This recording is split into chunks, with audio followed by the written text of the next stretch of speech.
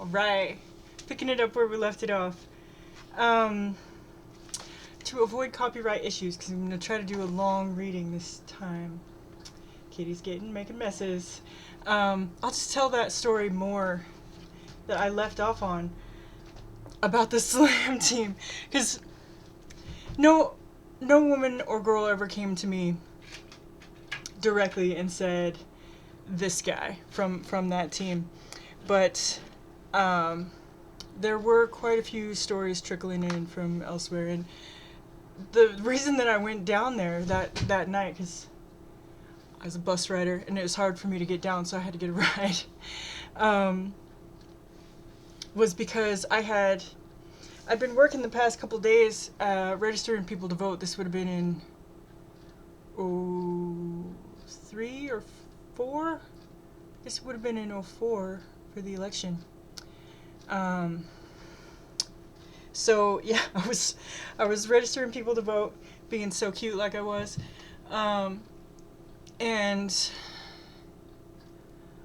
they handed me a clipboard and told me to come back with names. And so I was just wandering around downtown, collecting signatures, having all kinds of interactions with people. And some of them were really awesome. Some of them were totally charming and heartwarming, and some of them were a little weird, and some of them were downright dangerous. But the kicker for me was that when I tried to come home on the bus from my job, it was not a job. It was not a good job. I think I was doing it for the Acorn House. I think that's where I was working at the time, I'm pretty sure. Anyway, it was before all that fiasco came out. So I was on my way home on the bus, and I had 3 men proposition me, and not like, hey baby, can I get your number? Because the interactions would always happen like this. They would ask me how old I was, then they would ask me if I had a boyfriend, and then they would ask me if I had a name. And that's not what I'm talking about. I'm talking about people who were like grabbing me and luring me in with a soft voice, like sometimes just a heads up. Sometimes, if you don't already know, men will say things quietly so that you have to come closer to hear them, and then by the time you're close enough, they're like, ha, I gotcha, and they'll say the most horrible shit ever. So I had 3 instances like that just on my way home. That's not even counting the myriad interactions I had had the past 2 days, and I was having an experience. So the next morning, I got up and I wrote a poem called Man Oh Man about my travels. And it was very poetic, and, you know, it wasn't as explicit as I could have been, like I'm being with you right now. And I was like, this is a great poem, you know, like all 18, 19-year-old poets think this is the best poem ever. I'm gonna, like, rub it on my face and tell the world so that they know. So I'll get around to reading it on the channel eventually. I'll put something about it up. It's hard for me to share the older work that I did now, because I don't want to peddle illusions to the children. But I went downtown to go to the open mic night and tell the world about my insights. And that's when I came across this tournament style slam, which they didn't do every time. They would like save it up for the special days. And you know, yeah, that's when he asked me for my fighter name, and I said cunt. I mean, Cunt Country had already come out. Like, Alex Olsen had already won at nationals for that. I didn't know that she had won at nationals, but I had heard her album. I think it's Just Like That, or yeah, My Art's Like That, or something like that. It was for 18-year-old me, it was a lovely album. And Cunt Country was one of my favorite songs in the world at that time. So it was like, cunt, my name is Cunt. So yeah, he goes up there and he says, Killer Kitty Cunt Trin, and I'm like, fuck you. I'm just so mad. And then yeah, he introduces his friend as 13-inch cock. No addendum. No leaking his real name in the thing, no. And I was a disciplined pacifist at that time, so throwing killer in was wildly untoward, and throwing the kitty in there was like, dude, I'm sexy enough. You kidding me? Fuck all the way off and stay there. I was Yeah, so I came back the next week because I was so mad. Of course I lost the slam because I was not a slammer. I was walking in with an open mic poem at a slam. And they're all like doing the gooseneck and they're having the cadence and every other word rhymes with ing. And I was like, okay, well, that's not what I do.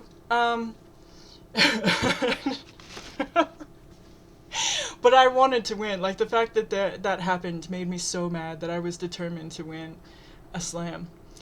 And I think the best I ever did was, like, advance to a next round at some point. But I learned to walk away at some point. I just cut my losses and was like, this isn't my crowd. But it did happen that years later, I mean, I did come across, like, more than my fair share of creepy dudes at that venue. And in the poetry scene, oh my god. Seriously, if you're a young woman walking into a new poetry scene, wear armor. Like, for real, girl, don't even mess around. These guys, you know, predators go where the prey is. And they think, oh, this, you know, sensitive poet girl's just the best. And you know what? We are. But then if you fuck us over, we will write poetry about it. So look out. But I did later on have some people come and tell me about some of the guys in the scenes that were doing things that were totally predatory. And not just to them or to me that I could totally vouch for, but to friends of mine, you know, who were ashamed. You know, my friends were ashamed that they had been sexually exploited by these guys. It's like, you shouldn't have won at nationals. You should have been called out for your bad behavior. Alas.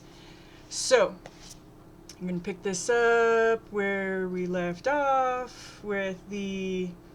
It's from a group called the Insane Terrorist Bitches Knitting Circle. Franz is aghast, or at least feigns agastment. They actually call themselves that? I'm sure you understand that for security reasons, we cannot discuss that particular topic. Franz recovers from his feigned aghastedness enough to ask, has this group made any demands, or are the killings as senseless as they seem? We feel it prudent not to reveal the content of this message. Why is that? Our expert analysis shows that these are impersonators trying to steal the glory of the real murderer. We have no wish to reward these lonely women with the attention they so clearly crave. Gina's kitchen looks precisely how you would expect the kitchen of someone who is both sensible, would her friend Bridget say drab? Certainly not out loud, and germ-phobic to look. She doesn't go so far as to have a paper towel dispenser. This would be germ-phobic but not environmentally sensible. But nor do dirty dishes last longer than a minute. To leave them just a teensy bit longer might sometimes be sensible, but would clearly not be germ-phobic. The hand and dish towels, sensible cloth in dowdy tans and blues, are washed frequently. Maybe less often than linen at five-star hotels, though she hopes more often than linen at Big Al's by-the-hour motel. Gina sits with her husband Lawrence at their sensible tan wood kitchen table drinking weak tea. She takes his hand in hers and says, I have something to tell you. Lawrence looks up mildly. What is it, dear? It's very serious. Oh no, you're not ill, are you? No, I'm fine. It's not Marilyn, is it? Is she sick? Our daughter is fine. Your mother? No. Your sister? No. Nobody's sick, Lawrence! What a relief! He withdraws his hand from hers and picks up his cup. There is silence for a moment before Gina says, Somebody's dead. Lawrence puts his cup back down. Oh no, Marilyn? I said she's fine. Your mother. No. Your sister. No. No, she says. Someone we don't personally know. Oh, well, phew, that's good, isn't it? Or bad? Or, wait, how does this relate to us? I killed someone. Oh my god, what happened? A car wreck? Are you okay? It wasn't an accident. I murdered someone. Are you serious? What? Who? No one I knew. No one important. Lawrence, the sensible husband of his sensible wife, sensibly asks, why? He was a rapist. He raped a friend of mine. Lawrence is silent for a while before he says, oh. Well, That's all right, then. He pauses a moment before asking the next sensible question. You didn't leave any fingerprints or other evidence, did you? Chet is on the TV again, wearing the look of certainty that that signals ironclad job security. He reports, "We now believe serial copycat killers have begun emulating the knitting needle killer. According to our FBI expert profiler," Franz interjects, "That's you, right?" Chet nods humbly, then continues, "The copycat killers are most likely white males in their 30s, slightly antisocial."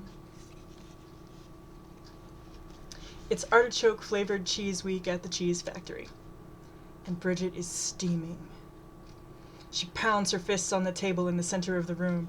It's an outrage how serial killers are constantly stereotyped in the media. Christine shakes her head.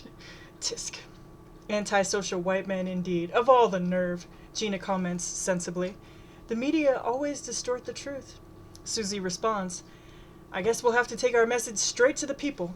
How do we do that? Jasmine asks. We'll have to be direct, suggests Gina. Yet sneaky, adds Bridget.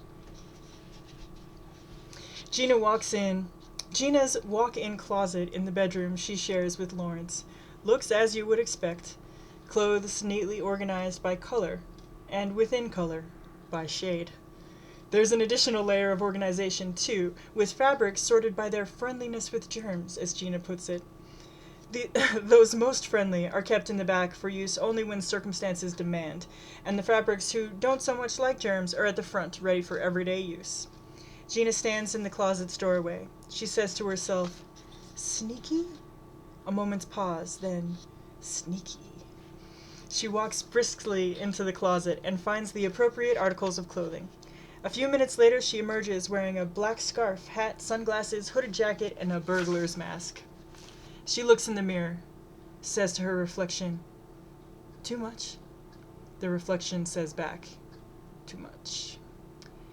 When she next exits the closet, she is wearing simple yet elegant black pants, a black turtleneck, and a knitted black cap. The doorbell rings. Gina bustles down the stairs and opens the door. Bridget is standing outside wearing an all-black burglar's outfit with sunglasses and a mask. The only thing missing is a black bag labeled swag. Marilyn, who is at this point 16 years old, walks from the living room into the entryway. She looks at her mother and Bridget, then curls her lip in the way that evolution has made possible only for teenagers. What the hell? She asks in a tone of appalled scorn. Gina asks, what? Why are you dressed like that? Gina says funeral. Bridget talks over her, costume party. Gina corrects herself, costume party. Bridget talks over her, funeral. Marilyn, sensible daughter of her sensible mother, says, you're up to something. I can tell. Something's weird.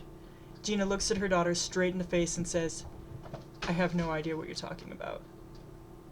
Bridget grabs Gina's arm to pull her out the door. Come on, Gina, we're late for our poetry reading. Marilyn looks at them suspiciously. I thought you said it was a funeral. To which Bridget responds, you ever been to a poetry reading? Marilyn stalks back into the living room and confronts her father. Mom's writing poetry now? She wails, deeply upset. Well, Marilyn softens and puts her hand on his shoulder sympathetically. I've heard that every marriage has rough spots. You guys love each other. Poetry doesn't have to mean the end.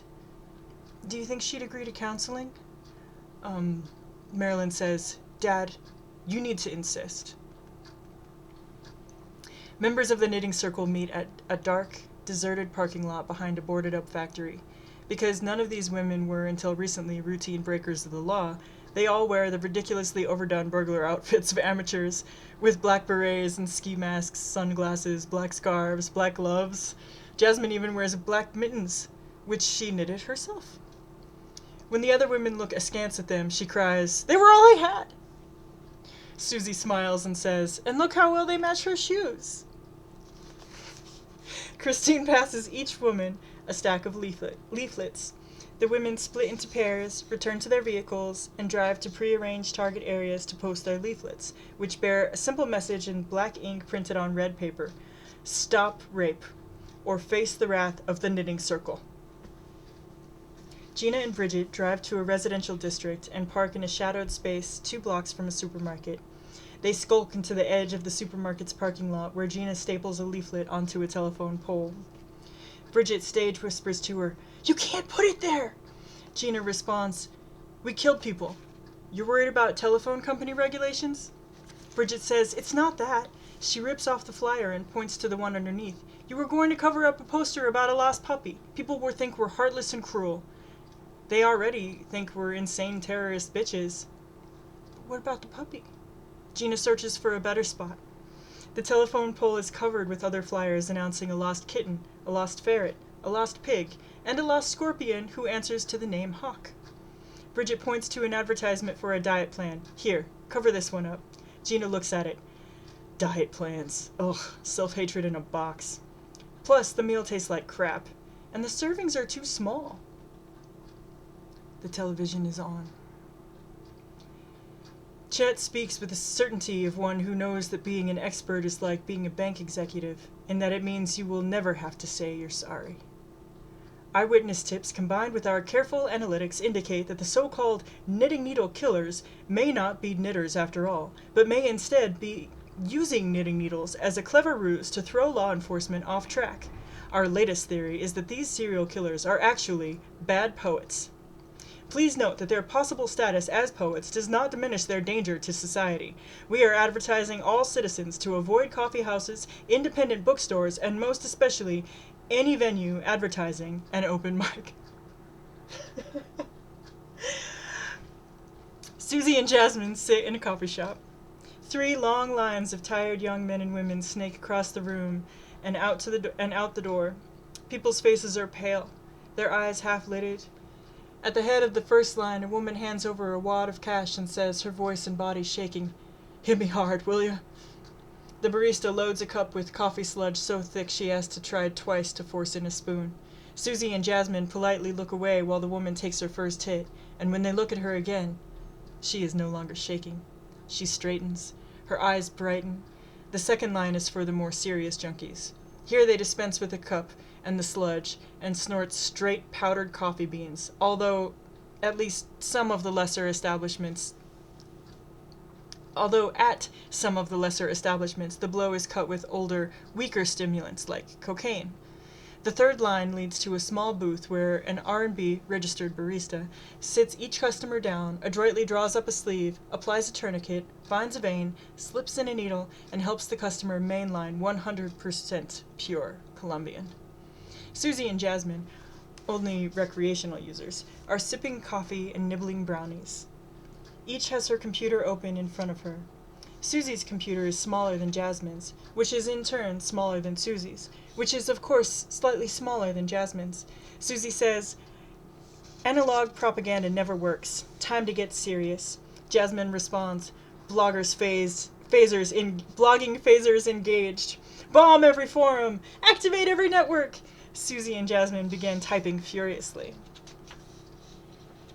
On TV that night, Chet speaks with the certainty of one who has never been unemployed. He says, "We now believe that the group of killers is based in Nigeria and is funded primarily by the widow of a reputable Nigerian banking official who has been transferring money to the bank accounts of trusted accomplices." The Knitting Circle does not rely solely on digital propaganda, but continues to spread the word in the physical world. Picture this. Mary and Christine perch precariously atop the fencing and a pedestrian highway overpass. They hang a banner that's visible to the speeding cars below. It reads, "Stop rape, or face the wrath of the Knitting Circle." Or picture this. A train pulls up to a crowded metro rail platform. On the side of the train, graffiti reads, "Stop rape, or face the wrath of the Knitting Circle." Or picture this. Mary, wearing her floppy hat, pilots a small plane. People are standing on the street looking up to see writing in the sky. "Stop rape, or..." And picture this. You are standing in front of City Hall. Flower beds have been planted such that the peonies and chrysanthemums spell out, "Stop rape, or face the wrath of the Knitting Circle." Chapter 3.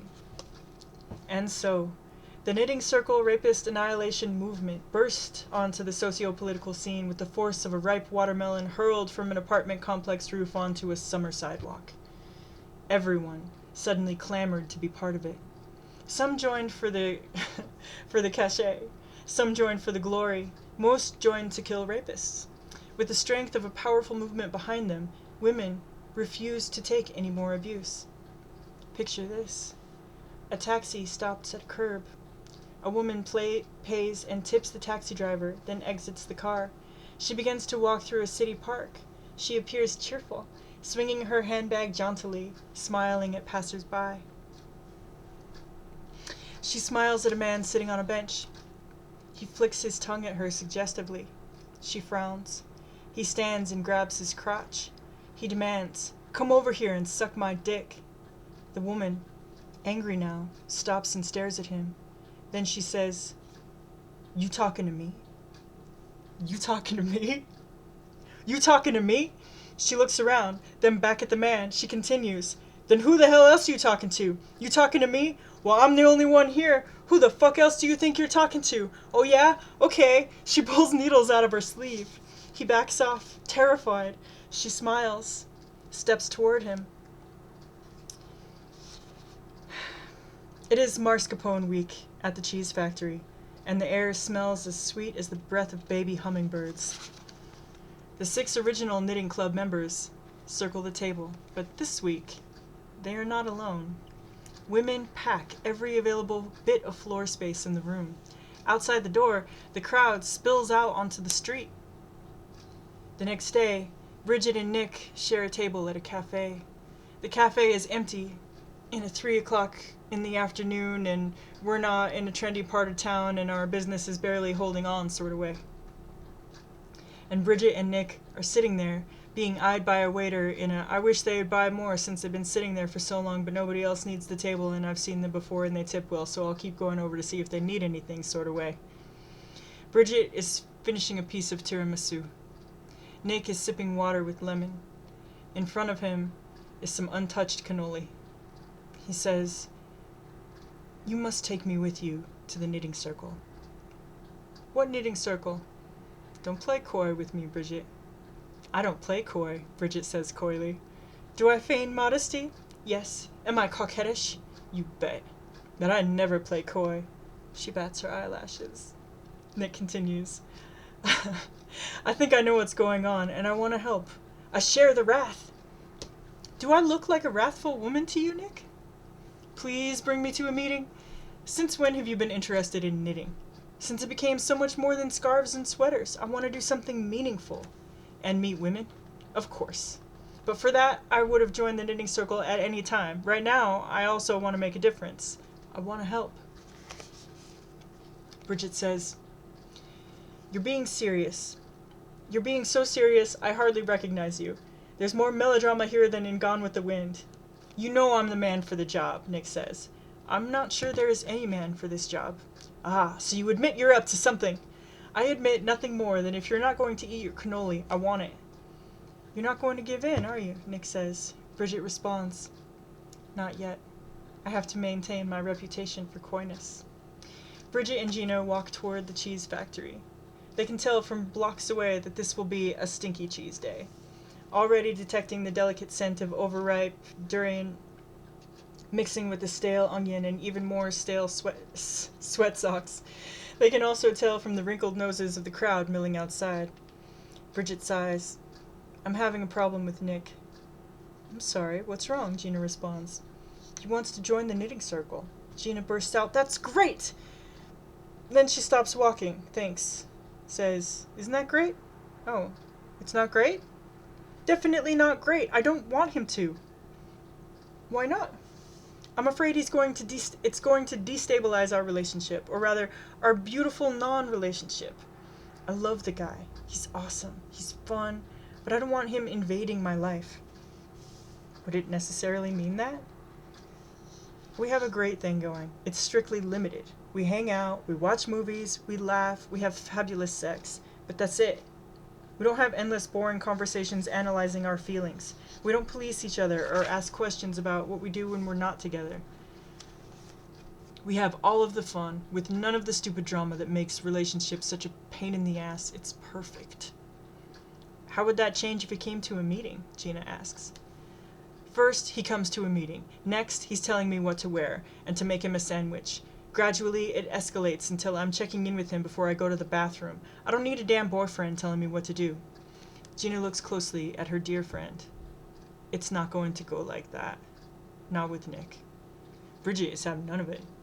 I already know how it goes. Bridget gets lost, and it becomes all about we. We hated that movie. We planned to buy a house in the suburbs. We decided that Bridget's soul is superfluous, so we sold it and used the money to expand Nick's Dictators of the World action figure collection. Fuck that. But Nick seems to value his freedom and independence as much as you value yours, Gina says. He says he does. But I've heard that song before. And as soon as a man gets his claws into you, it starts. He wants to change you, tone you down, shape you into the image of his ideal. Gina says, it doesn't always happen. Lawrence lets me be myself. Bridget reposits, see? He lets you. That's exactly the trap I want to avoid. It's not like that. He appreciates who I am. I don't feel trapped at all. I love Lawrence. And I love Nick. I just prefer to love him at a distance. I love giraffes too, but I don't want one following me around everywhere I go. They arrive at the community center. Despite the eye-watering cheese fragrance, the place is packed. After a few preliminaries and pleasantries, the women get down to business at hand, knitting and stopping rape. Christine continues with her lovely socks. Susie struggles with her boa with sparkles, and Jasmine works on a pair of knitted gloves to wear instead of her mittens. The women begin talking. So, have we seen a decrease yet in rates of rape? Gina asks. Susie begins. I've printed out some reports. At that moment, Marilyn pushes her way into the crowded room. Gina clears her throat to alert Susie, and Jasmine blurts, Incoming! Susie spots Marilyn and attempts a save. Reports from the American Knitting Association on dwindling surplus yarn supplies. Marilyn says, Mom, we need to talk. Gina says, Oh, Marilyn! I'm so glad to see you. We were just talking about the latest knitting research. It's fascinating and so important now that knitting's bursting in popularity. Marilyn says, I know what you're doing. Making absolutely gorgeous sweaters? How could you? Talent and creativity? How could you respond to violence with more violence? Gina says, it's not the same. But Marilyn says, it is. You're operating on their level. You're becoming just like they are. Bridget snorts and Gina shoots her a look. Gina says, no, Marilyn, my darling. I've never raped anyone. A woman who kills a rapist, not that anyone here has ever done such a thing, does not become a rapist. Everyone can see Marilyn's next statement coming. Violence is wrong. Gina responds sensibly. I agree. And that's why we're putting a stop to it. Permanently. Soon after, Marilyn storms into her house, slams the door, and calls out, Dad! Dad! He responds from the living room, Hi, honey! Dad, you have to do something about Mom. It was bad enough when we thought she was a poet. Now she's a murderer. Lawrence becomes stern. Marilyn, don't say that about your mother. She's never been a poet. And murderer? I don't know if that's exactly the word I would use. That seems a little harsh to me. Marilyn is nearly in tears. She says, what if everybody finds out? How will I hold my head up at school? My mother, the murderer. I get good grades. I show school spirit. I'm in the marching band, and now Mom has wrecked it all by becoming a serial killer. How could she do this to me? Well, she's so selfish. She's ruining my life. Having bought time with several L's and some ellipses, Lawrence has an answer. Selfish? Marilyn, do you really think she's doing this for herself? He pauses, then says, she's doing this for you. For me? But I don't want her to do it. He asks, have you ever walked alone down a dark street and heard footfalls behind you? Yeah, but were you afraid? Yeah, so? Have you ever been alone in a subway car late at night and had some strange man sit too close and look at you in a way you didn't like? Marilyn says, her lower lip pouting, your point is? Did that scare you? Yes, but Lawrence continues. Did a boy ever say he'd drive you home from school and you refused because you weren't sure if he would take you someplace else? Marilyn's face closes off. She says, I don't want to talk about it. Lawrence concludes. This is why your mother is doing this. She's doing it for you, so you don't have to be afraid. Marilyn sputters. Oh, Daddy, I hate it when you do that. Do what, darling? When you talk sense to me like that, it makes me so mad. She glares at him. Lawrence thinks a moment, then says, well, if you want to talk to someone who won't talk sense to you, maybe you should go talk to... Yes! I knew I should have gone to Bridget in the first place. I'll go see her tomorrow. Parents never understand anything. It's a bright, early afternoon. Marilyn strides up to Bridget's walk and knocks on her door. She hears strains of Bollywood music coming from inside. No answer. She knocks louder. No answer. She pounds on the door, hard. She shouts, Bridget! Bridget, open up! The door opens. Loud music pours out into the street. Bridget peers out. She's wearing a sparkly belly dancer's outfit. Marilyn, what a pleasant surprise! You can join me in the dance. Come on, girl. Let's recalibrate our chakras with a little booty-shaking magic. Bridget starts belly dancing and takes Marilyn's hands, pulling her inside. Marilyn is reluctant and annoyed. She pulls her hands away. She shouts over the music. I didn't come to dance. I came to talk to you. Bridget responds. Vigorous dancing makes any problem more manageable. I've read studies. Not in the mood. Oh, good. Grumpiness helps a lot. Marilyn says, see, that's exactly the problem. You don't take things serious enough. You're frivolous. Bridget smiles ingenuously. Thank you. Marilyn insists. It's not a compliment. She looks past Bridget and notices the television is on, and the music comes not from a CD, but a DVD. She notices that the people singing are wearing green uniforms and carrying guns. She says in that tone of voice with which anyone who knows a teenager is so familiar, what the hell? What? This is a movie about the indigenous Naxalite rebellion in India. What's wrong with that? But they're singing.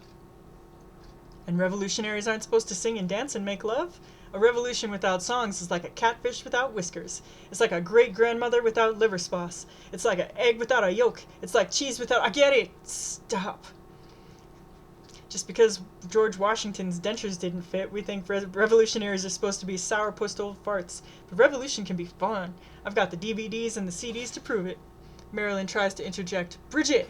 Bridget turns off the TV and dashes to her CD holder. She says, would you like to hear show tunes of the Wobblies? No? How about love ballads of the Spanish anarchists? Still no. Maybe the Tibetan armed resistance movement sings show tunes from Hello Dolly. How about Just Say No to Opium and the running dogs of capitalism and empire by the Boxer Rebellion boys? Mend Your Heart and Mend the Land and Kick Out the Fucking Oil Companies by the Movement for the Emancipation of the Niger Delta's full men's and women's choir? No? Bridget suddenly stops. The room is silent. Finally, she says, call me psychic. I sense that something is bothering you. I'll get some tea.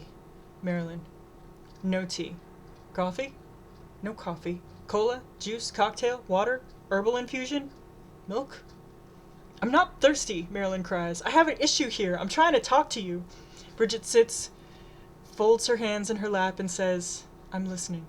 Finally, Marilyn says, I'm worried about what you're doing with the knitting circle.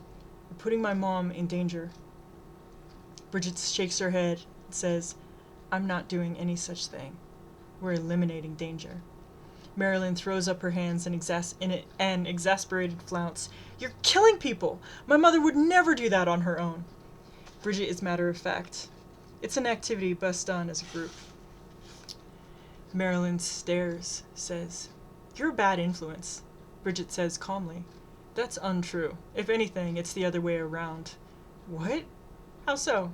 Well, Bridget answers, I'm a go-getter. I get things done. I get bad things gone. Your mother is, shall we say, not as proactive. I won't say stuffy. I won't say stodgy. I won't say blah. She's my best friend, after all. But if anyone's a bad influence, a drag on the fun and rambunctiousness of our little group, it's certainly not me. Marilyn puts her hands on her hips. She says, listen, I understand that rapists are bad people, and we don't want them walking among us, menacing everyone. Bridget interjects, women. What?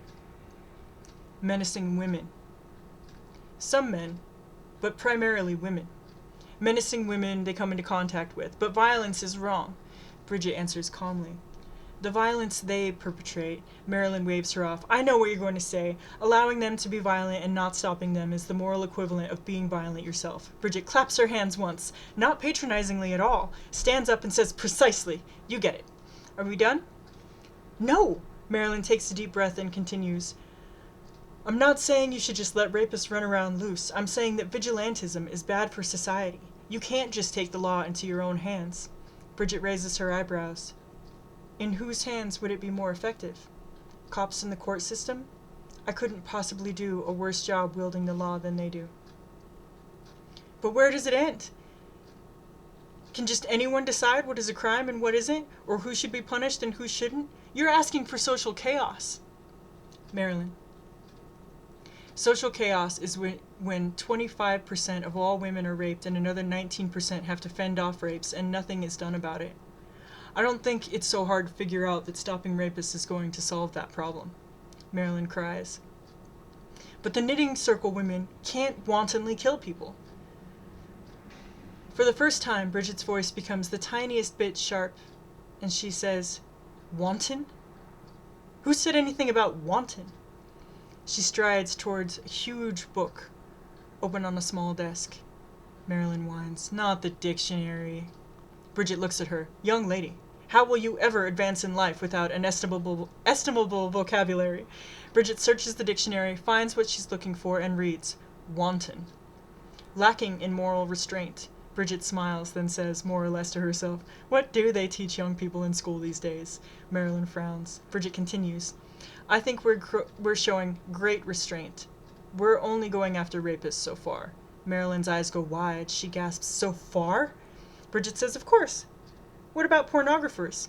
What about Hollywood filmmakers who show a man forcing himself on a woman at the beginning of the scene and she's pushing him away and by the end she's wrapping her arms around him and pulling him close? What about those awful advertisers who use our bodies to sell everything from beard, gum to automobiles? What about, Marilyn interrupts, you and your knitting circle can't just kill people. I think we can. We're doing a fine job, too.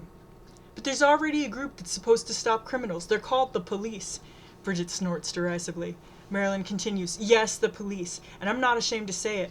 Why can't you let them do their jobs instead of taking it upon yourselves to commit horrible violence? Bridget once again becomes slightly sharp. Marilyn, do not insult our violence. It is not horrible. It's very artistic, innovative, and skilled. You think it's easy to create such masterful and righteous violence? You think the police could do that? The police don't have to kill people. They could just do this without violence. They could just put people in jail. You don't think putting people in jail is violent? Of course it isn't.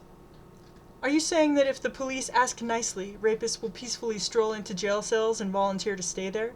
Well, no. Of course they have to be forced into the cells, and the cells have to be locked. Bridget asks, in your experience, can anyone be forced to do anything without violence or the threat of violence? If you make them feel bad about themselves, if committing rape doesn't make a man feel bad about himself, I think he's a little bit beyond guilt-tripping, don't you? Marilyn thinks a moment.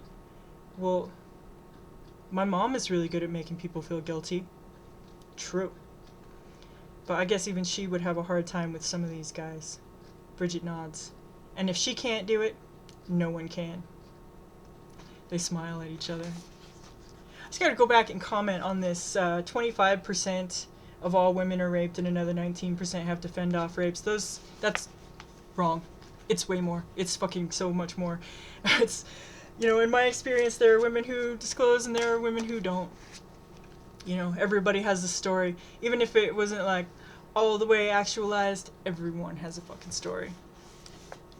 All women. There's a yes all women moment. Alright, moving on to chapter 4.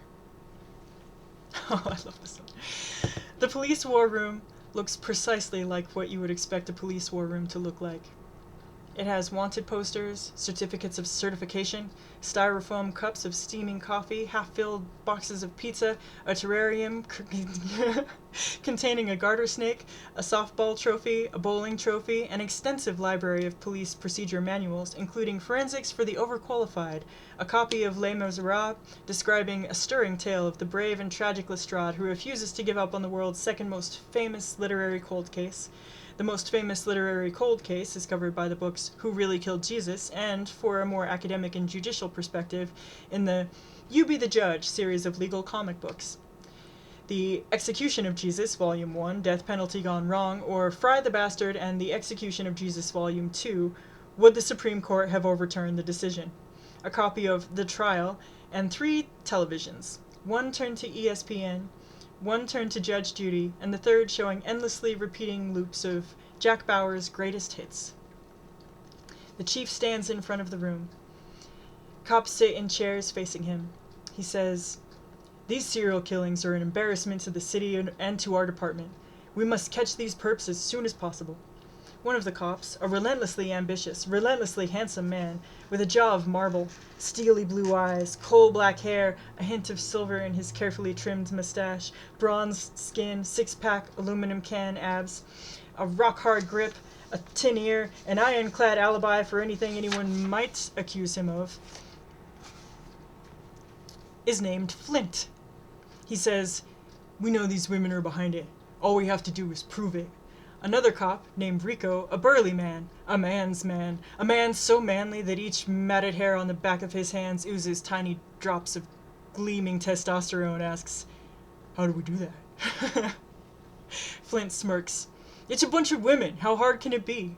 The chief makes his decision known. "We'll send in an infiltrator. It'll take about 5 minutes to crack this case." He looks at Flint and says, "Stone, you're volunteering." Flint shows his pearly white teeth. "I can outsmart them. No problem. I'll take them down." The chief hands Flint some knitting needles and yarn. "Learn how to do this." Flint pauses, then asks, "You want me to learn how to knit?" The chief nods decisively. "Make them believe you're one of them." "But knitting? You've had other tough assignments." "Come on, Chief, I got a family and a reputation. Send me back undercover with the Slaughterito crime family drug operation. Anything but this. You volunteered. You're going." Today is Swiss cheese day at the factory, and the women keep thinking of ham sandwiches. After a spirited but inconclusive debate on the merits of yellow mustard versus Dijon, Bridget asks, "Do you have the list of rapists we need to neutralize this week?" Susie holds up a piece of paper. She says, "I was thinking Jasmine and I could handle A through F. Mary and Christine could take G through L." Flint walks into the room and sits down. He starts knitting. Slowly. His tongue protrudes in concentration. The women silently watch him. He continues knitting for a painfully long time. No one says a word. Bridget catches Gina's eye, motions her into a back room, out of hearing. Bridget whispers, "Something about him isn't right." Gina nods vigorously and whispers back, "I know! Did you notice that he always drops his last stitch?" Bridget says, "We need to get rid of him." "But how?" "Leave it to me." The two return to the main room and sit down. Bridget asks the group, "So, has anyone seen that new shade of Revlon, Siren's Kiss?" Jasmine catches on immediately. She squeals, "Oh, my God, it's divine. I was thinking of wearing it with Go to Bed Red nail polish on my fingernails and Mad Lust on my toenails, which matches perfectly with these new strappy stilettos that I got at the mall. Remember, Susie, the ones that I showed you?" Susie squeals back, "Perfect! I love those shoes." She gushes to the group. They have really thin straps around the ankle, like a 1/4 inch wide. No, like 1/8 of an inch. Maybe a quarter. Was it a 1/4 or 1/8?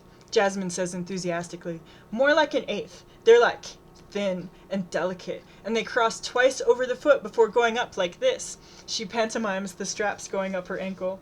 Christine says, "They sound darling, and they remind me of some shoes my granddaughter wanted me to buy for her birthday. Can you imagine such a little girl wearing heels?" Flint sighs, packs up his knitting, and starts to leave. Mary says to him, "Oh, dearie, where are you going? The fun has barely even started." Flint replies, "That's what I was afraid of." have to do his voice like I've just been kicked in the nads. That's his voice. The police are meeting again. Is the Batman voice. The police are meeting again in the war room. While they wait for Flint, the chief refreshes himself on techniques of detection by reading the collected works of Edgar Allan Poe. He stops, underlines a phrase, then looks up at Rico and says thoughtfully, "I just had an idea. Is it possible that the serial killer could be an orangutan?" Before Rico can answer, in walks Flint. The chief says, "And?" Flint says, "I can't take it, Chief. They're brutal. Monstrous." The chief says, "Brutal, eh? Like an orangutan?" Flint replies, "Worse, boss. Worse than you can imagine." The chief dismisses Flint with a small gesture, then turns to Rico and says, "You're in. Let's see if you can fight some crime without sniveling like a little girl." And as the police file out of the room, they hear the chief give Rico one last piece of advice. "Make sure not to let them make a monkey out of you." It's cream cheese week, and the day is so hot you could use the sidewalk to fry bacon. It's Thursday, and the knitting circle is meeting. In walks someone who looks like a man. A burly man. A manly man, oozing testosterone from the matted hairs on the backs of his hands. His low V-neck sweater reveals what would normally be a décolletage, but only with hair. Lots of it. As thick and matted as a 1970s shag carpet on which decades of beers have been spilled and left to dry into a yeasty crust. Beneath the sweater he wears a bra that is clearly full of something besides human flesh, and below his waist he wears a tastefully short plaid skirt that shows off his muscular, hairy legs. He is carrying a new copy of Camille Paglia's Sexual Persona.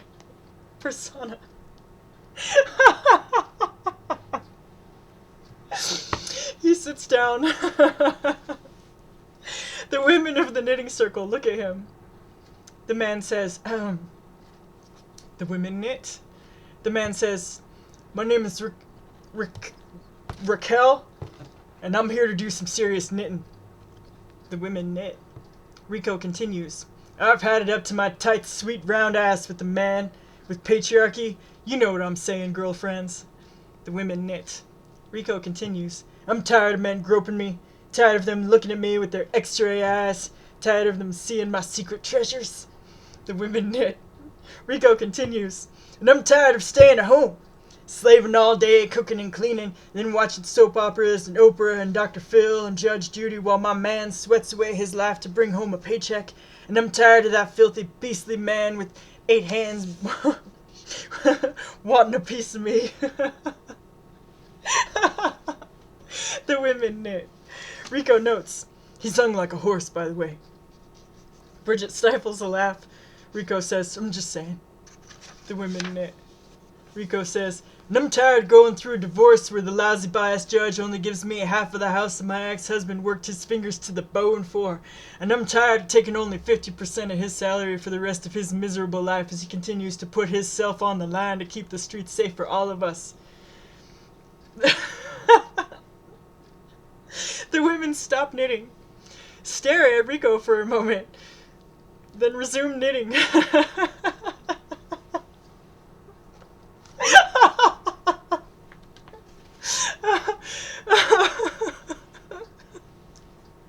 Rico says,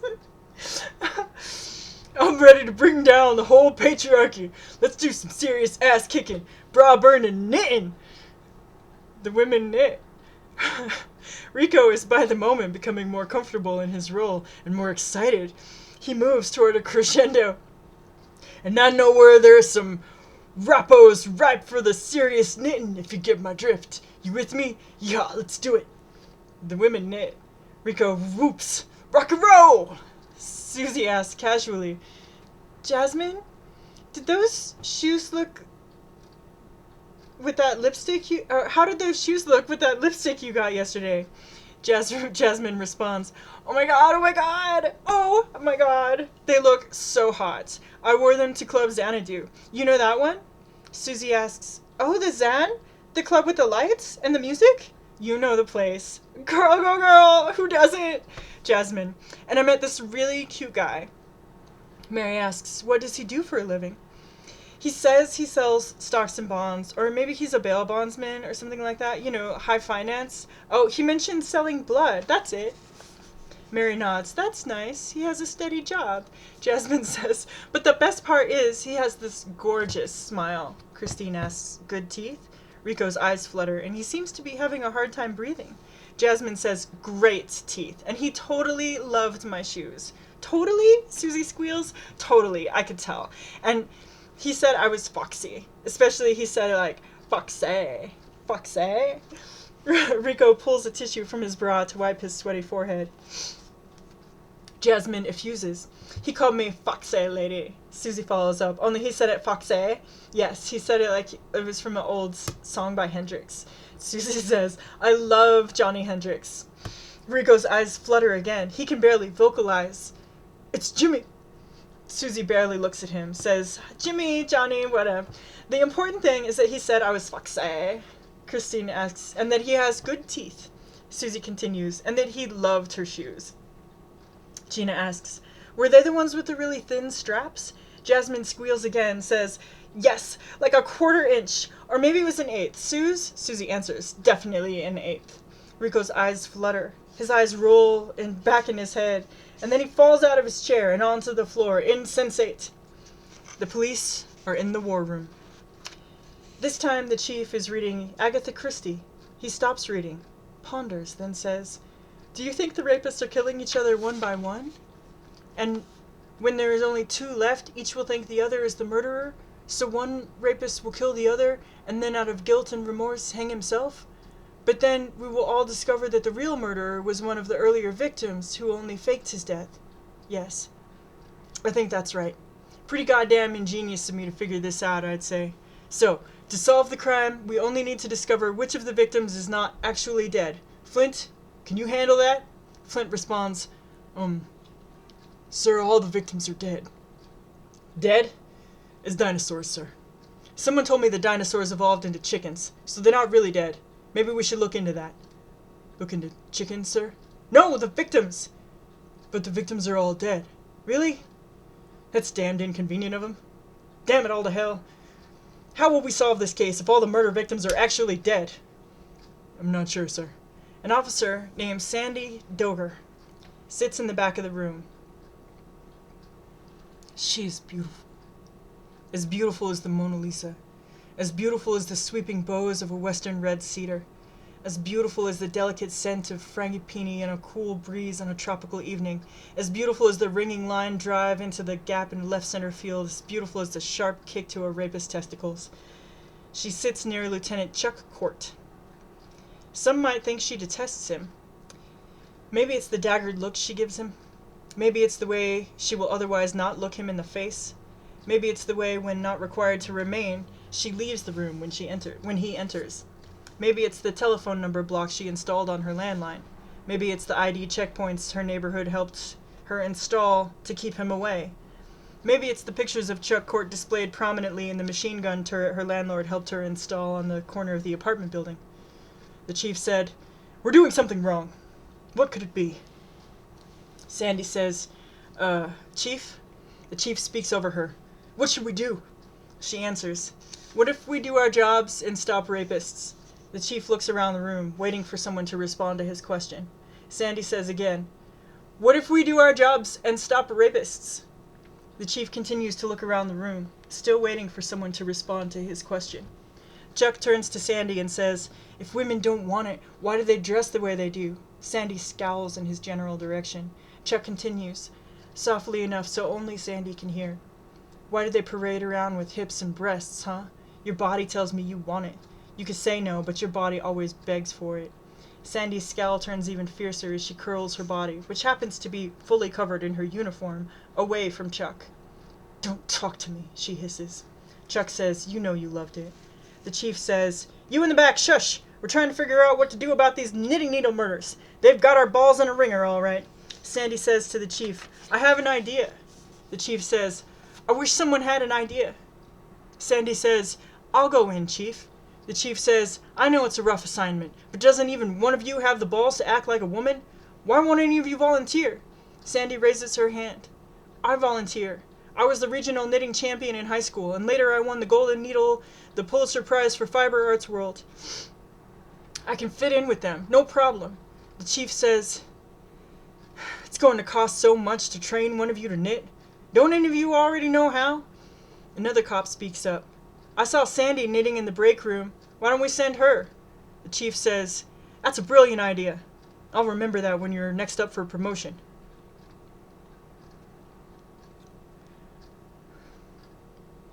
This week, the cheese is Osso Itre, Urate, a rare cheese, made only from the milk of black-faced Manic sheep, a cheese known for its luscious ivory color and its slightly acidic, slightly hazelnut taste. As the women begin knitting, they are overcome by emotion at the beauty of the smell. Some close their eyes. Some stare into space. Some weep silently. This is where I cried the first time. There are tear stains on this. This is the page that there are tear stains on. Sandy Dover walks in. She sits down. The knitters leave their reverie, slowly, regretfully, as if waking from a wondrous dream they know they will soon forget. Sandy says to them, I know you're not stupid. I'm a cop. I've been sent here to shut you down, but I'm really here for other reasons. Gina shakes her head silently to bring herself fully awake. Then she says to the group, today we're going to learn some of the Fair Isle knitting techniques. Sandy continues, I also know you can't trust a cop unless you have a good reason. Please just watch the news tomorrow. She rises to leave and hands Gina a slip of paper. She says, listen for this name. Gina reads the name aloud to the group. Lieutenant Chuck Court. She turns to Sandy and says, who's this? Sandy responds, let's just say he fits the profile. The next evening, the television is on again. Franz Maelhelm no longer looks like Jesus, but more like Jeremiah, with overtones of Howard Beale, Lonesome Rhodes, Jimmy Swaggart, and an elderly Bela Lugosi as depicted by Jimmy Stewart circa 1956. He stares into the camera, into the very souls of his flock, and says mournfully, tragedy struck again this morning for our heroic men in blue. Lieutenant Chuck Court was found in the precinct break room, pinned to a vending machine with a knitting needle to the throat. If these terrorists can strike in the hollowed halls of a police station, they can strike anywhere. Be afraid. Be very afraid. We are back in the war room. The chief is now reading The Complete Adventures of Sherlock Holmes. He stops, looks around the room, and asks piercingly, what do you hear? No one says anything for a moment, till Flint says, nothing, Chief. The chief looks at them, triumphant, and exclaims, exactly! And that is the clue we've been waiting for. When no one responds, his look becomes as piercing as was his voice. He takes in each person, one by one. They are all wearing black armbands with their uniforms, except for Sandy, who is wearing bright pink. He says to her, you're not showing proper respect for our fallen brother. She responds, I have to wear this. I'm undercover. Don't worry. My underwear's black. Flint perks up and says, and Lacey? The chief says to her, I hope you have some good news for us. We need to catch these lunatics. Sure, if they kill rapists, we'll do our duty and investigate, whatever. But these fiends have attacked two of our own. One right here in our fortress. This means war. Have you found anything? I've been to several meetings now, and I think we're on to something. This group is hot. How hot? Very hot. Give us the full report, then. The full report? They're hot. Very hot. Full report. Sandy takes a deep breath before she begins. So, Jasmine recently purchased a pair of stilettos. The chief interrupts. Stilettos? That's definitely an escalation over knitting needles. Sandy continues. Stiletto shoes with skinny straps that are either a quarter or an eighth of an inch. Flint says, here it comes. Rico blurts out, oh, please God, no. The chief asks, can you get to the point? Sandy says, I told you they were hot, and I think I can get them to give me some information. The chief urges her to continue. She says, well, Jasmine is thinking of changing her nail polish from go to bed red to hot slut, and we're all wondering whether her new boyfriend, well, we're not sure if he's actually her new boyfriend since he hasn't actually called her, will like the new shade better than the old. Rico begs, "Chief, make her stop." But Sandy talks over him. I haven't gotten to the good part yet. Susie needs a major change in her life, and she's wondering whether bangs would be sufficient. The chief asks, "Bangs? As in explosives?" Sandy continues, "Or whether she'll need to go all the way." The chief leans forward. "All the way? As in, come clean and become an informant, or accelerate the murders?" Sandy answers, "All the way. As in, change her hair color." Rico wails, "I can't take it!" Sandy keeps going. "And if she does, should she whisper with shimmering gold highlights, or shout with a shocking bright red-orange or a dramatic sable black?" Rico sways in his chair. Sandy says, "And after that, is she going to want to go with an Avita Black Malva color conditioner or one of the Pantene Pro-V Brunette Expression Daily Color Enhancing Shampoo?" Rico clutches his heart, starts to fall from his chair. His last words before hitting the floor are, "Mother of mercy, is this the end of Rico?" Chapter 5. 5 men sit on a mismatched thrift store sofa in a room lit by 4 weak and failing light bulbs set in 3 different yet equally hideous lamp fixtures. One fixture is composed of taxidermied No, there's no A. There should be an A here, but there is none. Composed of taxidermied squirrel frozen in the act of scratching a ceramic pine stump with a shade crafted of old neckties. Another is a plastic monkey wearing a vest and holding a light bulb in each hand. A third has a red pump shoe for a base, and a fishnet stocking, clad female mannequin leg for a post. The bare bulb sticks out at a 15-degree angle at the top. The room is carpeted in cruddy red shag, with walls lined with peeling fake wood paneling. Crucifixes compete with praying hands for wall space around a poster of Jesus wearing camo fatigues and pointing at the viewer with the caption, "Jesus wants you to save some souls." A fiberboard bookshelf held together with duct tape stands in one corner. Nestled within are 7 stolen Gideon Bibles, the complete Left Behind series, a clearly internationally mangled sacrificial copy of Harry Potter and the Sorcerer's Stone, a DVD of Cats, a CD of Ted Nugent Plays Gospel Favorites, and an ancient and well-read copy of Everything You Always Wanted to Know About Sex But Were Afraid to Ask, all bookended by a pair of carved wooden NASCAR Jesuses. The men wear baby blue t-shirts with the letters Memoir stenciled beneath an awkwardly designed logo, the circle arrow symbol for male, surrounding a clenched fist with a cross sprouting from the second knuckle like an upraised middle finger.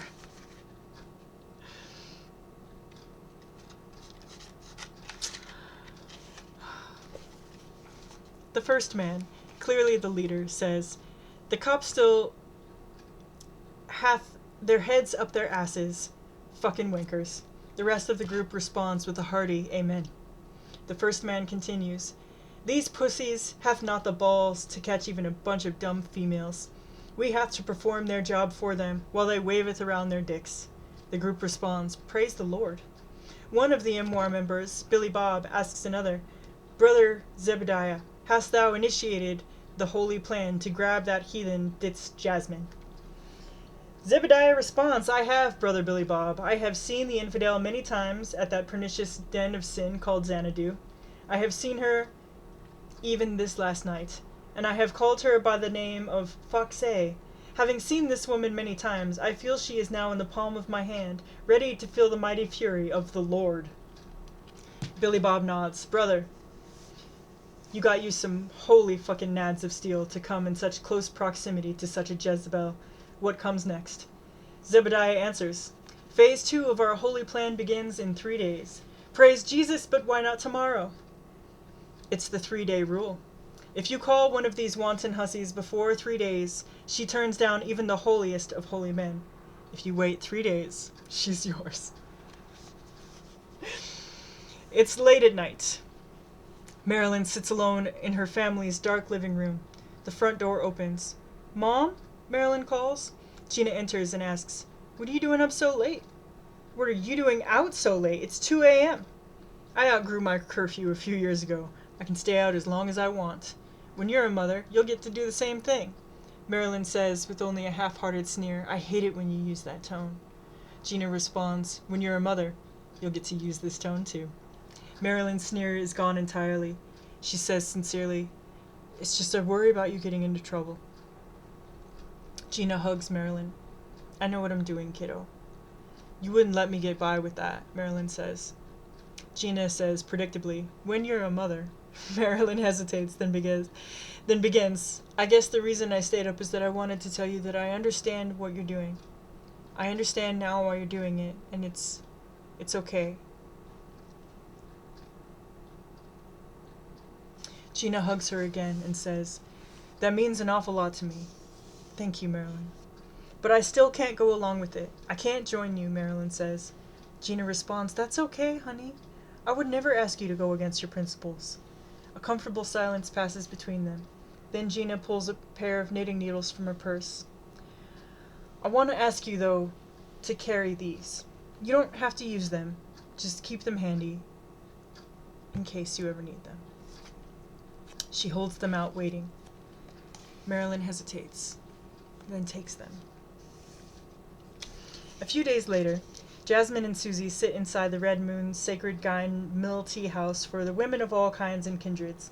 Several signs on the wall make it clear that this tea house, quote, does not discriminate on the basis of gender, sexual preference, race, skin color, skin tone, the relative smoothness and softness of one's skin, nationality of origin, religious preference, height, weight, age, food preferences, driving record, species, handedness, competence at chess, literacy, hair color, hair length, soap choices, food allergies, chemical sensitivities, fatigue, neuroses, phobia, past lives, astrological signs, clothing, boots, pocket knife preferences, brand of pickup, or canine, feline companion animal preferences, nor does it discriminate on the basis of misspellings or typos, end quote.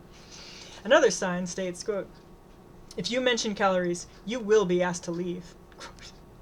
By the silverware, a sign reads, sisters, we refrain from the patriarchal weapons of knives and forks when nurturing ourselves and each other. Please, use the healing womb of a spoon. Yet another sign comforts customers. 13 hugs are healing. The tea house's slogan is painted on the wall behind the cash register. Where there's not a single penis between us. The salt shaker is inscribed with the words, the gift of Mother Ocean. Exposed wood beams on the ceiling read, the gifts of Mother Forest. A ceramic vase on the table is inscribed, the gift of Mother Earth. The tampon dispenser in the bathroom is inscribed, the gift of Mother Moon. The handmade mugs have ceramic breasts. The plates are shaped like 3D vulvas, providing a convenient crevice in which to rest the spoons. Customers intent on consuming every crumb of dessert are often driven to probe the plate's folds with determined tongues. Jasmine and Susie are looking at the menu, trying to decide between 1. Wheat-free, dairy-free, sugar-free carob pie sweetened with lemon juice, 2. Wheat-free, dairy-free, sugar-free gingerbread women and girl cookies, anatomically correct, 3. Wheat-free, dairy-free, sugar-free cookies with oregano basil flour, 4. A wheat-free, dairy-free, sugar-free ice cream sundae, 5. Wheat-free, dairy-free, sugar-free, caffeine-free brownies, and 6. I think I might have skipped 5. 5 was the brownies, and 6, triple chocolate cheesecake called Praise the Lord, like Audrey. It does not take them long to choose number 6. Once they are seated, Jasmine can no longer contain her excitement. She blurts, he asked me out! Finally, congratulations. Where? Susie asks. I don't know yet. I have to call him. Do you think I should call right away or wait till tomorrow? I should keep him waiting, right? Be friendly but not too available, right? Susie doesn't focus on the question, but on Jazz's first sentence. What do you mean you don't know where? What did he say? Jasmine holds up her cell phone so that Susie can see the text message. Susie reads, you are hot. Can I see you? Jazz. That's his invitation? Jasmine begins to look worried, so Susie switches tone and gushes, wow, he asked you out. Jasmine responds, Susie, I know it might be too soon to say this, but I think he might be the one. Gina and Lawrence are lying in their sensible bed. A fair while ago they made some very sensible love, and Gina was neither stuffy nor stodgy nor blah, and she was indeed proactive. Beyond that, we will leave Gina and Lawrence's sexual activities to Gina and Lawrence. And after caressing and chatting and snuggling and generally lingering, they, and this part is not nearly so sensible, turn on the television. They see Franz Mayhem. Lawrence asks, "Doesn't he remind you of someone?" Gina looks closely. "He reminds me of..." "No, I don't see it. Who does he remind you of?" Lawrence says, "Well, I guess he doesn't remind me of..." "No, wait, I've got it. He reminds me of Howdy Doody." "Yes, except without the red hair, and without the freckles, and not so cute. And," Lawrence adds, "you can see his strings ever so much better." Franz is speaking with the urgency he reserves only for the most important news, like celebrity breakups, environmental catastrophes, 6-car pileups, and the latest winners of American Idol. The FBI has released a shocking new profile of the Knitting Needle serial killers. Folks, brace yourselves. The FBI now believes that these vicious serial killers are chicks. I mean, women. Yes, women. This is very shocking and bizarre because, as we all know, almost all serial killers are men. To think that women would do this is extremely upsetting for everyone. After this report, we'll be giving information about instant computerized counseling that you can access to deal with the trauma of this information. But right now, here is an urgent update from FBI profiler Chet Sterling. Gina and Lawrence exchange a satisfied, amused look. Gina says, "Finally, they noticed." Franz asked, "What made you realize that the killers are chicks? I mean, women?" Chet speaks with the certainty of the perpetually clueless. "Well, Franz, they're just like every normal, rational serial killer in every way, but for one bizarre, freaky exception." "What is that, Chet?" "It's almost unheard of in the long, illustrious history and tradition of serial killing. It's frankly horrifying." "Tell us, Chet." "All the victims are men." Franz cannot contain his trained emotion. "Oh my God, Chet, that's impossible! Perverse!" He shudders. "I was here for the Balzac massacre of '97 and the Pine Tree Trail dismemberment murders of '03, but this one really gives me the creeps." "Yes, Franz, I think that's a perfectly normal response." "What more can you tell us, Chet?" Chet speaks now with the placid certainty of one who wears denial like a neatly knitted Afghan comforter. "We have redubbed them the Ice Queen Killers. It has a better ring to it than Knitting Needle Killers, don't you think? Ice Queen Killers? Scary. Our investigations are continuing. In the meantime, we implore the public to be vigilant and to report any suspicious activity." He removes his glasses and stares straight into the camera. "To all you men out there, if your wife or girlfriend turns you down for sex too many times, we want to hear about it. If a girl won't go to the prom with you, we want to hear about it. If some biatch trash talks you and disrespects you, you need to alert us immediately." Gina and Lawrence exchange horrified look. Gina says, "Report suspicious activity?" Franz continues, "You heard it, folks. We have additional confirmation from an important unidentified high-level official that the killers are man-hating bitches. This urgent situation will require extreme vigilance from all of us and prompt reporting for any instance of man-hating. Hey, Catherine, you listening? Tonight, baby, you can't turn me down." He catches himself, pauses, then says, "I will be providing instant, up to the nanosecond reports throughout the day on developments of this case. Check out my constant stream of reportage on Facebook, Twitter, and Blabber." Gina rolls on top of Lawrence, kissing and hugging him. She says, "Watch out, I'm a terrifying man-hater." Lawrence calls out, "Help, help, FBI!" They laugh and kiss. Then Lawrence, always sensible, says, "Seriously, this raises the stakes. I want you to be careful." Gina considers, then answers even more sensibly, "The only stakes that matter to me are the ones going through the hearts of rapists." Tolstoy famously remarked that all happy families are alike, but every unhappy family is unhappy in its own way. That may or may not be true, but what is certain is that it doesn't really apply to high schools. Protestations of crazed commencement speakers telling people that someday they'll look back on their high school years as the happiest of their lives aside, a lot of people in high school aren't all that happy. Yet, In many ways, nearly all high schools are alike. Picture a high school hallway. Picture a tile floor. Hear the sound of tennis shoes squeaking on the tile. The ceiling is probably white, lit by fluorescent bulbs. The walls hold banks of lockers painted in one of the school's colors. Above the lockers, the paint is white. Picture this scene after a school's final bell has rung, as students flee this prison where they are supposedly spending the best years of their lives. As the minutes tick by, there are fewer and fewer students in the hallway. At last, there are 2, and one of them is leaving. Marilyn waves and calls to her friend. "I love what you're doing with the yearbook theme, Chrissy." "Thanks, see you tomorrow," Chrissy says, and walks out the door. Now the school is silent. Marilyn enters the girls' bathroom, goes into a stall, hangs her knapsack on a hook, crouches precariously over the bowl without touching anything, well-trained daughter of a sensible germ-phobic mother, and pees, humming the Naxalite Rebellion Bollywood theme song she frustratingly hasn't been able to get out of her head. She flushes, takes down her knapsack, and opens the stall door. An older boy is standing inches in front of her, one hand on either side of the stall's doorway. Marilyn gasps. "Jason, you can't be in here." "I am, though, aren't I?" "And so are you," he says. She asks, "What do you want? The history assignment?" "I want something else." He's way too close.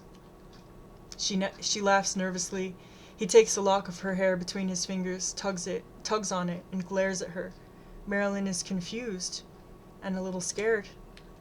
She says, "What's up with you?" He doesn't respond. She pushes between his body and the opening of the stall, then tries to reach the door.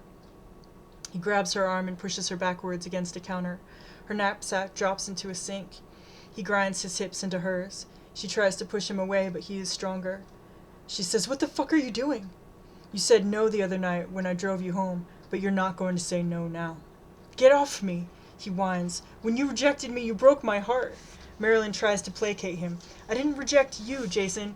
I like you fine. I just don't want to, Why not? What's wrong with me, huh?" He squeezes her breasts and forces a kiss. She turns her face away, says, "Stop it." He says, "I've got what you need, Marilyn. Trust me, you'll enjoy it. It'll be so good. Feel this. This is how much I want you." He puts her hands on his crotch.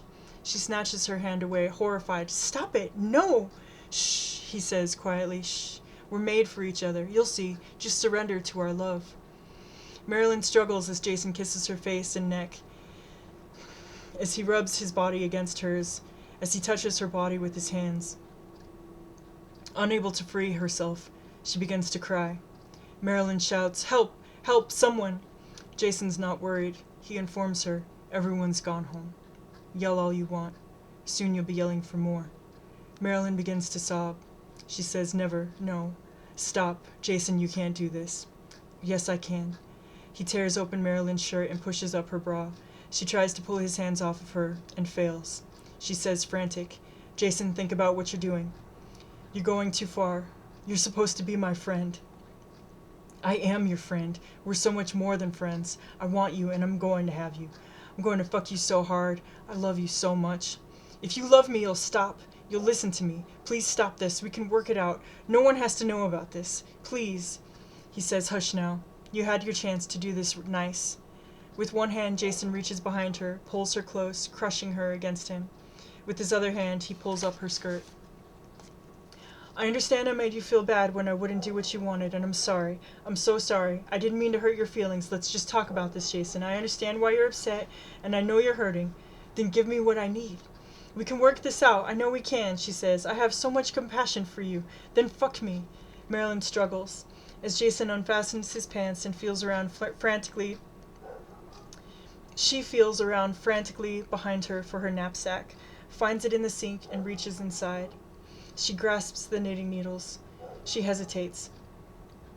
But suddenly she feels his hand begin to pull down her underwear, and in her panic nothing matters but stopping him. Stopping this right now.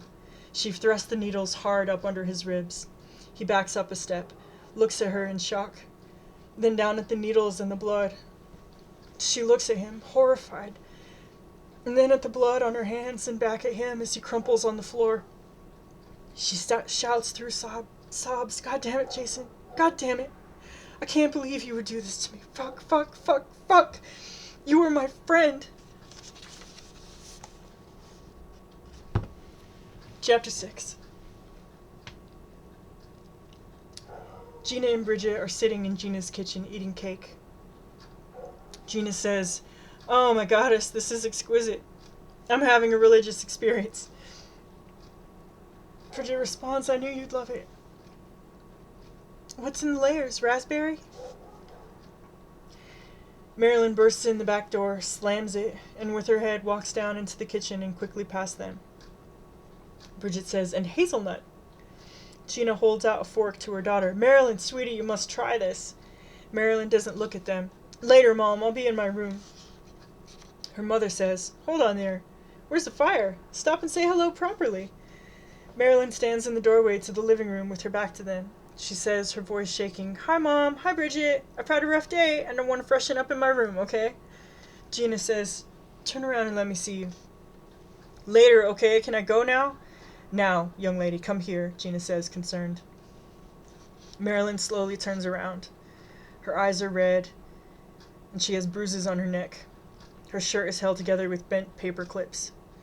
Gina is on her feet instantly and goes to Marilyn. Bridget stands too and hovers. Gina demands, "What happened?" Marilyn starts to cry. She says, "Mom, Bridget, you were right." "Right about what?" Gina asks. Marilyn, through tears, says, "About talking. It doesn't work." "Who? Talking to who?" You know." Gina grabs Marilyn's shoulders and cries, "What? What happened? What happened, honey?" Bridget says, "Oh my God, who was it? I will kill him. I will kill him." Gina turns to Bridget and says, "That's my job." She turns back to Marilyn and says tenderly, "Sweetie, oh no, are you okay?" "God, of course you're not okay. Tell me what happened. We're going to the hospital right now. Come on, sweetie." She puts her arm around her daughter. Marilyn responds, No, I'm okay. He didn't actually do it." "Thank God," Gina says, as Bridget says, "Thank Goddess." Marilyn takes a deep breath. "He tried. He really tried hard. I stopped him. I stopped him before he could." Bridget and Gina think a moment before Bridget says, "I thought you said talking didn't work." Gina asks, "How did you stop him?" Marilyn takes her knapsack off her shoulder, reaches inside, and pulls out 2 knitting needles smeared with blood. Gina's eyes widen, and she takes Marilyn in her arms and hugs her hard. She says, "Oh, baby." Bridget yelps, "Your first kill." Gina looks at Bridget annoyed and says, "That's inappropriate. This is my daughter we're talking about." Marilyn nods, steels herself, and says, "That's right. I am your daughter, and I'm ready to join the knitting circle." Tears spring into Gina's eyes.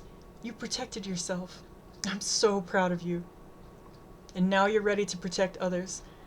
I'm just so proud of you." Bridget asks, "What about the scene? You removed the weapon. That's good thinking. Do we need to go and remove any fingerprints? Did anyone see you?" Marilyn responds, "My friend Chrissy saw me after school, but she'd never tell. I know she wouldn't. And I knew enough to leave no trace of myself. I haven't eavesdropped on you all these times for nothing." They all laugh. Then Bridget says, "Come on, darling, have some cake. You could use it." They go to the table. Bridget serves Marilyn a slice of cake, and Marilyn starts eating. Then Gina says, "Marilyn, I want to go back to something you said earlier, just for a minute."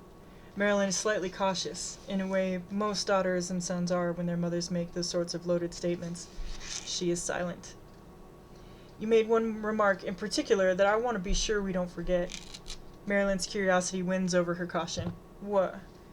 "You said, and I quote, 'Mom, you were right.'" Bridget adds a correction. "It was, 'Mom, Bridget, you were right.'" Marilyn rolls her eyes. "Whatever." Gina continues, "No, seriously, let's write that down on the calendar so we never ever forget. 'Mom, you were right.'" She smiles. I like the sound of that. Bridget and Nick sit in Bridget's living room. No music plays. They sit on her couch, each slightly facing the other. Bridget holds Nick's hands in both of hers. She says to him, "I appreciate that you want to help. Nick responds, I care about the issue. It's important for men to act in solidarity, and I care about you. Bridget smiles, a little sadly, and says, maybe that's my problem. You know I love you. But sometimes I worry we'll get too close. Really? What are you afraid of? It's not a fear, I'm just concerned that if we get more entangled in each other's lives, then being together will start to become a habit.